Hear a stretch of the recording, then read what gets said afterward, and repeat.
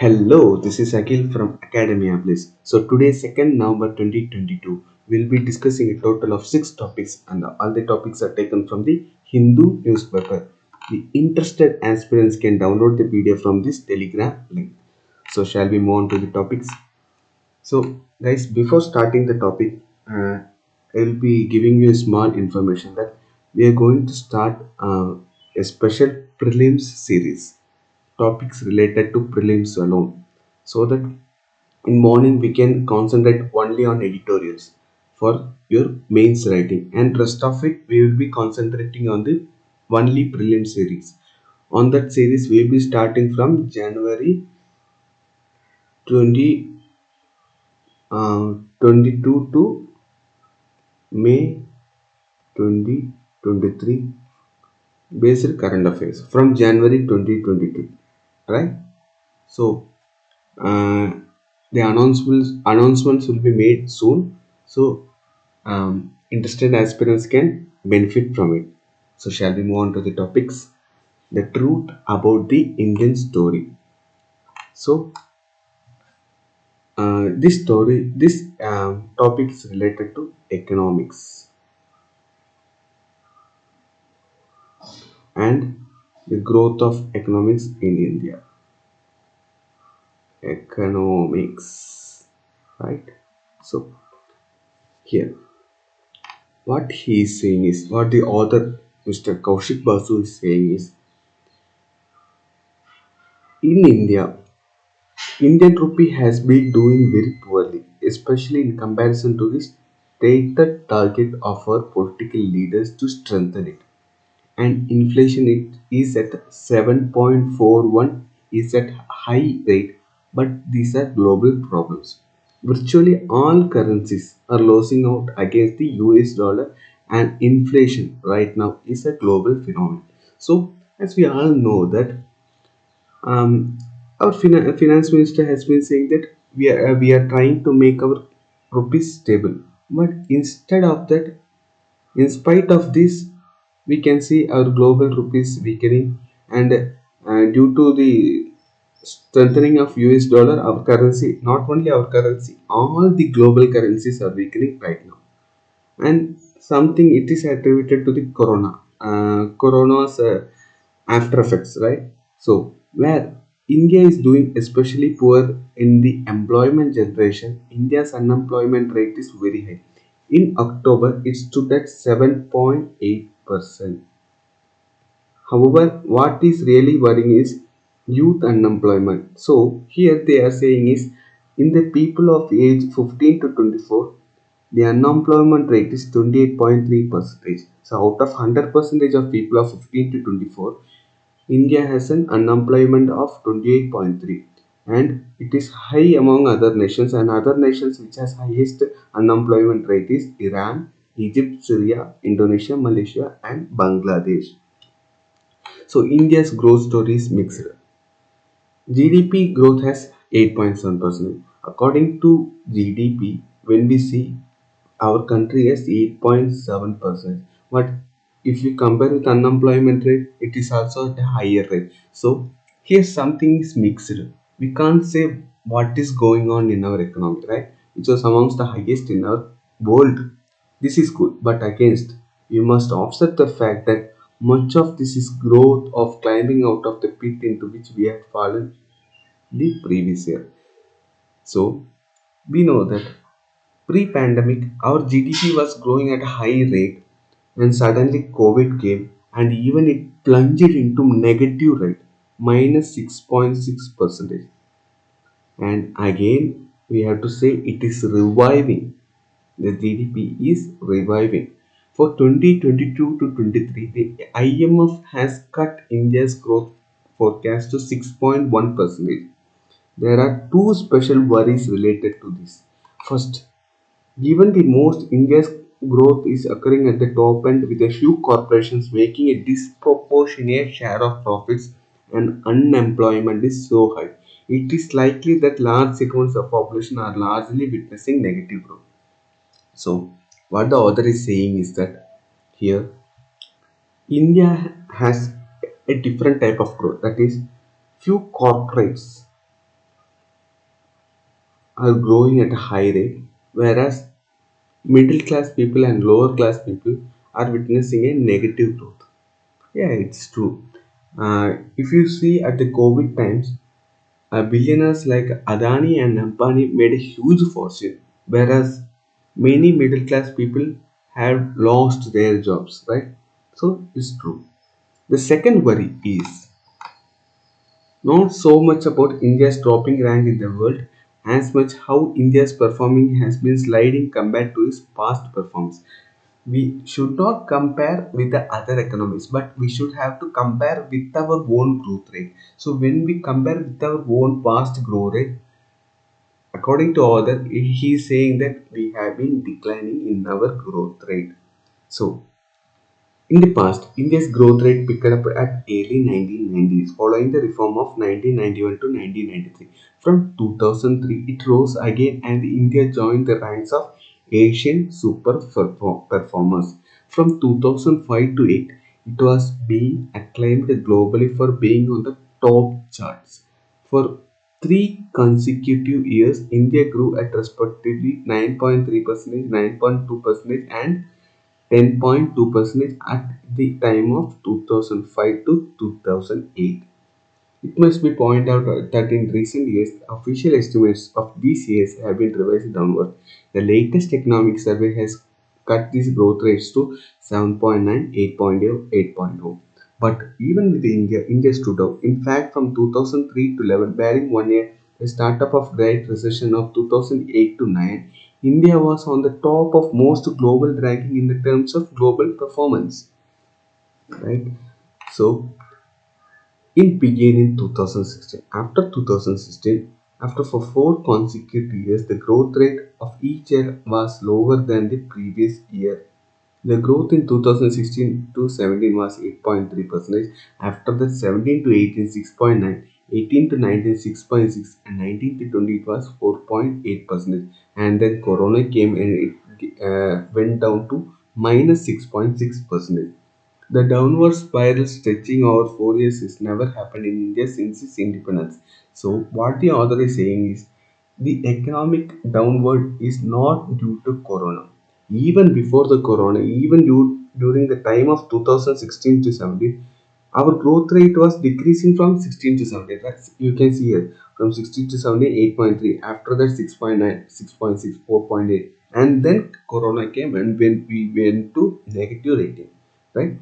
Why this is happening? Policy interventions over the last 6 or 7 years. There have been good and bad moves. India indeed to make it easier for bankrupt firms. So we know that India had introduced a new law known as Insolvency and Bankruptcy Code, which has been good for the investors and industrialists. Right? On the other hand, India made a big mistake known as demonetization. Right? So we know that the textbook economic models that one of the most important drivers of the growth is investment, right? That is fraction of national income that is spent on investment. That is for roads, bridges, factories, even human capital. Then the investment rate began a slow rise, crossed the 30% of market first time in 2004 to 5. By 2007 to 8, it reached 39.1%. So investments increased 30% by 2004 to 5. It increased even at a good rate at the time of 7 to 8 and it reached about 39.1%, and India was termed as a super performer and it was growing faster than super performers. The investment rate remained just short of 40% of 6 years and then began to fall. By 2019 to 20, it has fallen to 32.2%. So the main policy of the main factors for investments are monetary policy as to physical policy. In addition, how people invest on social and political factors. These are the factors for the investments. So when there is a good monetary policy, people will be investing more in the country. When there is a good fiscal policy, people will be more investing. Right. Similarly, how the social condition is there in the country, if there is a good for example you can consider Myanmar. Look, there is an military rule, right? So when there is military rule, people will be fearing for investing there. Similarly, you can see in China, there are harsh COVID lockdowns, and now investors are slowly moving out of the China. These are the examples. And political factors. Political factors clearly you can see in China, right? However, given the rise of political polarization and the policy of divide and rule, it is likely that societal trust is eroding and this is reducing the investment rate. India's strong fundamentals and abundance of talent, there is no reason why such a vast expanse of economy should be languishing. With so many people witnessing a contraction in their economies, we do need to shift the policy focus from rich corporations to larger segments of population, smaller business, farmers, and ordinary laborers. So, this is the conclusion. So, we are moving on to the next topic, the weakest link in the air pollution fight. So, here we know that there is a pollution control board of central government. Under that, there will be many state pollution control board, and this topic is totally linked to the state pollution control board. We will be moving on to the details, right? So, India's frontline environmental interests, state pollution control boards, and the pollution control committees in the union territories. So, in the state they have SPCB, and in union territories they have PCC, means pollution control committees.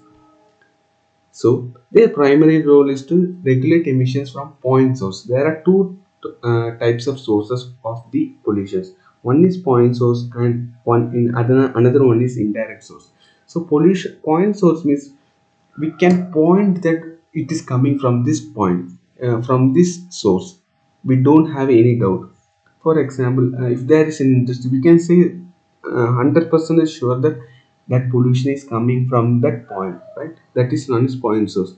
On indirect source, we can't say from where it is coming, right? So, for example, vehicles are moving, vehicles are under transient state, so they will be emitting the gases, and it is moving to another point, but the gases remain in the same environment, and we can't say that it came from here or that. That is known as indirect source. So here, point sources such as industries and power plants that contribute substantially to ambient power pollution. So the duty of SPCB and PCC are to regulate these. More recently, they have also given task with guiding cities in meeting targets under National Clean Air Program and spending finance commission grants for air quality improvements.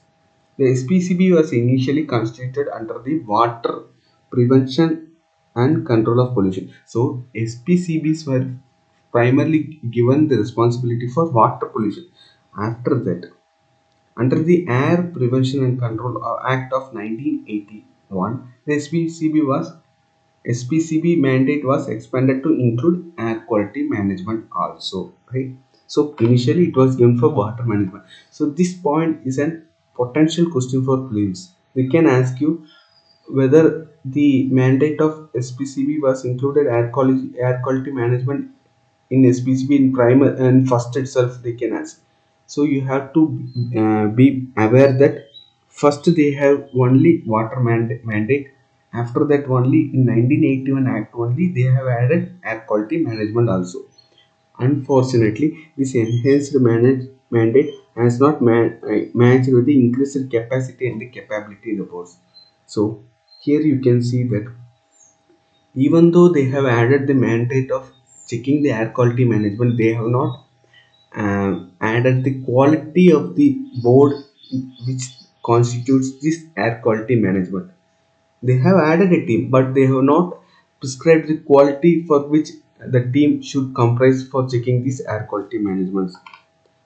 Over these years, several reports have been published, including the Parliamentary Standing Committee and government committees, that there has been poor performance of SPCBs. In a recent published series of papers of Center for Policy Research, we find that these many of these reasons continue to affect the SPCBs. So, there has been constraints under SPCB in Indo-Gangetic Plain function and discuss the implications of air quality governance in India. The composition of SPCB is a serious concern. Why? Because here it is a multi-member body, right? So it consists of mainly 50% of the members in the SPCB consist mainly from the corporates, and these corporates are the persons who have industries like thermal and coal power plant, and these people emit harmful gases, and these people are in the composition of multi-member body in the SPCB, right? How fun it is, right? So 50% of the people are from these members, and only few peoples, around 10% or 7% of peoples, are from the scientists, medical practitioners, and academics. These people have to be from the these people should form large community. Instead, they form only 7%. You can see here. While industrialists constituted about 50% of members. Similarly,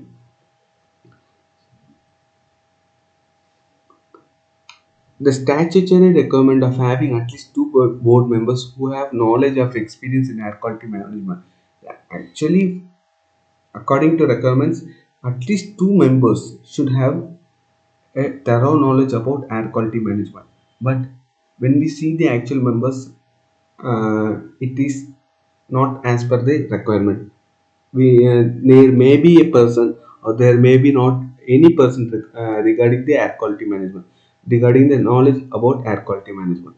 So lack and expertise of skilled representation of stakeholders on the boards can only be hindrance to the effective policy making. Second, the chairman and the member secretary do not have any long time period.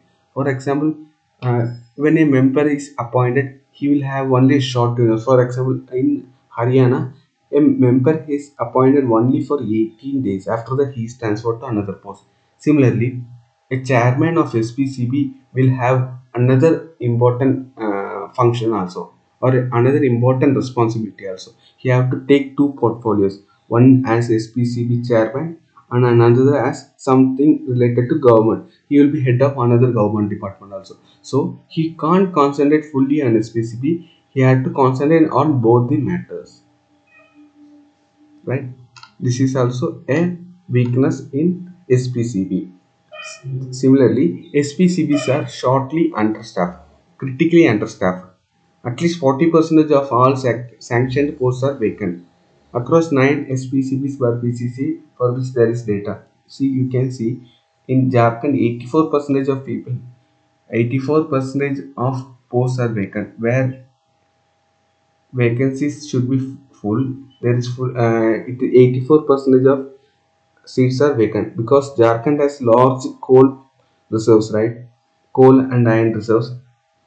Uh, there are more industries in Jharkhand, and there should be fully occupied. But here 84% is vacant and 75% in Bihar and Haryana. So these are the problems in SPCB. So the institutional picture we paint is rather bleak. Unfortunately, it gets worse when one considers the massive mandate of works on environmental issues beyond air quality. And this is the institution which gives a mandate on air quality, where 50% are from their own people and shortly staffed, and chairperson does not have enough strength. And these people give the mandate on air quality. So this has to be improved. You can use this data in mains, right? So we are moving on to the next data, reporting rate. So trauma comes in repeat first doses. First there is a gruesome act and then follows the difficult task of reporting the assault. India moved to make amends, declaring that any person conducting the invasive two-finger or three-finger vaginal test on rape of sexual assault survivors will be found guilty of misconduct. So this test has been called by D.Y. Chandrachud, our Chief Justice, as regressive. Even it has been proved that there is no scientific base on no scientific basis that proves neither proves nor disapproves allegations of rape. It instead re-victimizes and re-traumatizes women who have been sexually assaulted and in front of their dignity. Habituated to sexual habituated to sexual intercourse. Whether a woman is habituated to sexual intercourse or habitual to sexual intercourse is irrelevant for the purpose of determining whether there has been rape under Section 375 of in IPC. So the test is said based on incorrect assumption that a sexually active woman cannot be raped, and it is patriarchal and sexist to suggest that a woman cannot be believed that what she states that she was raped. So these two finger test and three finger test are patriarchal and sexist to suggest a woman cannot be believed when she states she was raped. So, according to the Section 53A of Indian Evidence Act, which clearly says that evidence of victim's character or her previous sexual experience with any person shall not be relevant to the issue of consent or the quality of consent in prosecutions of sexual offences. The court, upset with the practice, still continues and has directed the union and state governments to do everything to spread the message, including amending the medical curriculum so that students are aware that finger procedure is not followed while examining a rape survivor. So government is doing their best to avoid this two finger and three finger test, right? So we will be moving on to the next topic, the C9295 and India's aircraft industry. So this has been a trending topic for few days, right? So um, Airbus Defence and Space and Tata Advanced Systems Limited, with a joint collaboration, is producing C295 military transport aircraft. You can see in the picture. This is C295 military aircraft picture. So here this can take around 5 to 10 capacity of load and can carry 70 people or 50 to 60 paratroopers. Here, according to agreement, they will be manufacturing 56 aircrafts, out of which 16 will be ready-made and other 40 will be made in India. So this will also create a huge employment opportunities in India. C295 has also a good fuel efficiency and can take off from land and from short as well as unprepared highways according to air marshal. So we have seen that it can land on unprepared highways. For example, in war, if the highways is damaged, it can land on another unprepared highways, and it can also take out short takeoff. For few planes have to go on for a few distance and then only they can take off. But here C295 has a short takeoff capability, right? So how will this affect the domestic aircraft manufacturing? Over the 2 decades, Indian companies, both public and private, have steadily expanded their footprint in global supply chains of major defense and aerospace manufacturing. We know that over few years and few decades, we have been exporting more items to other countries in defense sector. For instance, Boeing sourcing the India stands at 1 billion annually, of which 60% is manufacturing through a growing network of 300 plus suppliers of 25% are micro, small and medium enterprise. Boeing has the broadest and most capable engineers in the country with 3,000 employees, and we are investing in a 43-acre, 200 million acre of excellence. So Boeing has employed many engineers in domestic field, and they have also given contracts to other small, micro, medium and small enterprises also. Similarly, Lockheed Martin has also had a joint venture with the TASL in developing C-130J Super Hercules transport aircraft and delivered 157 S-92 helicopter cabins.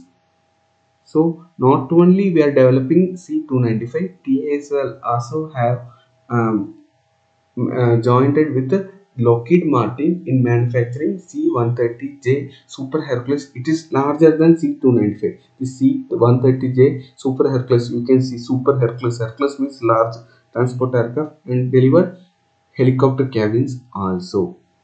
So One of the JVs has begun manufacturing complex fighter wings with 70% of detailed parts produced indigenously. Right. So as US and India and Europe are having an Indo-Pacific strategy, so these countries and companies are interested to invest in India. The domestic defense manufacturing ecosystem will get a boost for C-295 as it will lead the development of strong private industrial aerospace. The C-295 is expected to create more than many jobs and many suppliers, and there will be many assembling units in India, right? So here when assembling units, many employees, it will give the give opportunity for indirect employment also. So you can see for creating such a big manufacturing units, there should be tool suppliers also, right? In order to make tools, there will be another companies coming for that tools making. So it will create a butterfly effect so that many people will have employment at the same time. So is India civil aviation sector growing? India has bigger footprint in civil aviation manufacturing than defense. In addition to being a major market itself, both Airbus and Boeing, these two companies are the major companies creating civil aeroplanes. So Airbus is in Europe and Boeing is in United States. Also, not only we are doing only manufacturing, but also we are also doing maintenance, repair, and overhaul. So when there is an maintenance, for huge planes there should be a bigger unit. So in India, it is also developing for maintenance, repair, and overhaul. Actually, this maintenance, repair, and overhaul is the first stage in creating manufacturing before manufacture plants. First, we should have MRO. Then only we will be developing manufacturing plants. First, we will be you can see any mechanic. First, he will be repairing a cars, right? After gaining experience, maybe he will be opening a plant for manufacturing a cars. You can see from base, you can see example Ford companies. Even Ford, before manufacturing his cars, he was a mechanic. After his experience only he manufactured cars. So India has already emerged as a global player in manufacturing, repair, maintenance, repair, and overall. After that, now it is slowly moving on to the manufacturing side. So it is according to our Prime Minister's vision, Make in India and Make in Globe, right? So today in India we have the world's fastest growing aviation sector, and we are about to reach top three countries in the world in terms of air traffic.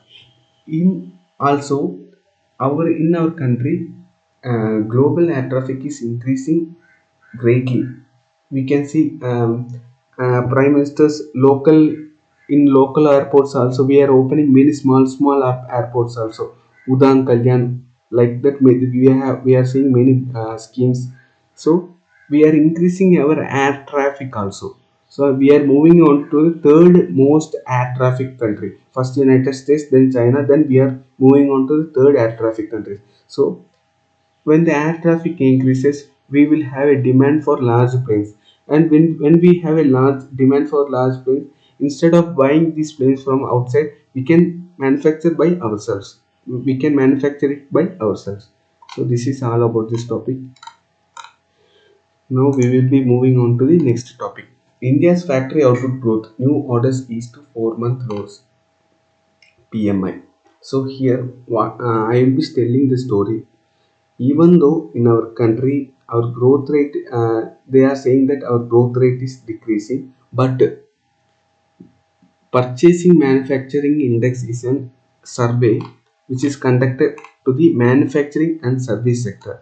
Here they are saying that there is an optimism about growth in the industries, so they are employing many new persons, uh, so that they have an optimism that the economy will surely revive. So, before moving on to this topic, we will see what is meant by PMI. It is a survey based that asks the response about the changes in their perception of key business variables compared with the previous one. So, we they will be asking how much manufacturing orders have you received this month, or to the service they will be asking how much service clients have approached you this month. So they will be writing a data. For example, in November I have received 10 orders. Similarly, in October, if I have received 9 orders, we can say that our business have improved. The purpose of EMI is to provide information about the current and future business conditions to the company decision makers, analysts, and investors. It is calculated separately for the manufacturing service sectors, and then a composite index is then constructed. First, they will get the data separately, and then a composite index is constructed. PMI is a number from 0 to 100. 50 means expansion, and below that means it is depreciation. If PMI of previous month is higher than PMI of current month, it represents economy is contracting. It is usually represented at the start of every month, right? So this also has some also this also have some advantage. For example, PMI is used for nowadays. GDP can be calculated only for quarter. After 4 months only we can get the data of GDP, but PMI we can get it monthly wise. So business people will take PMI as a growth indicator than GDP, because you know that GDP can be taken only late at a later stage. So here they are saying that PMI has improved from 55.1 to 55.3. This means a strong, it will increase employment and stocks of purchases. Right? This is all about this topic, and we will be moving on to the next topic. October's GST revenue crosses 1.51 lakh crore. So, after introducing this GST, this is the second time we are having strong growth. You can see already we have one strong growth. After that, one you can see in timeline is not indicated on which time. In April 2022, we had a strong growth of collection of 1,67,540. After that, in October month, we had a strong growth of 1,51,780. This is all after the introduction of GST, right? So even though there is a good collection of GST of nationwide, there has been also negative growth. For example, 6 states have negative growth. For example, Chhattisgarh, Assam, Mizoram, Manipur, Bihar, state of Jammu and Kashmir. Also, some states have positive: Haryana, Karnataka, Kerala, West Bengal, Tamil Nadu. So you know what is GST? GST is a value added tax. So when you buy a tax, when you buy a item, you will get a GST tax, and then this is a customer A, and he is giving this material to B. Not customer. This is an industry A, and he is giving this material to B. When he gives the material to B, he has to claim the bill also. When he claims the bill, he can ask the government that the already the GST rate is captured in this bill. Again, he will give to C. Finally, C is the customer, and he has to bear all the GST rates. The GST rates is transferable from industries to finally customer. So GST is a value added tax on most goods and services of domestic consumption, but it is remitted by government by the business selling the goods and services, applicable on supply side only, not on the customer side. Applicable on the supply side only. So it is a destination based tax, right? As I have said, it is a destination based tax.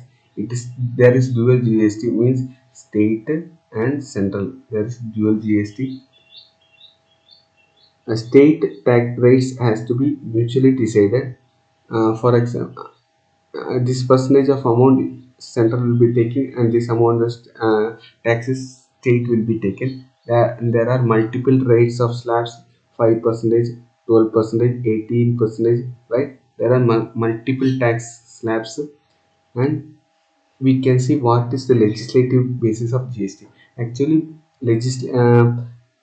GST was introduced as 122nd Constitution Amendment Bill, but it is taken as for one not first amendment bill because here there are many bills which has been not approved. So when we minus these not approved bills, it will be taken as one not first amendment bill. Its provisions are central GST to cover excess duty, service tax, state GST to cover VAT, luxury tax, etc. Integrated GST to cover interstate trade. IGST per se is not a tax but a system to coordinate state and union taxes. So, according to Article 246A, it is an amended act. States have power to tax goods and services. GST Council. According to Article 279A, GST Council is formed by the President and the Administrator and Governor GST.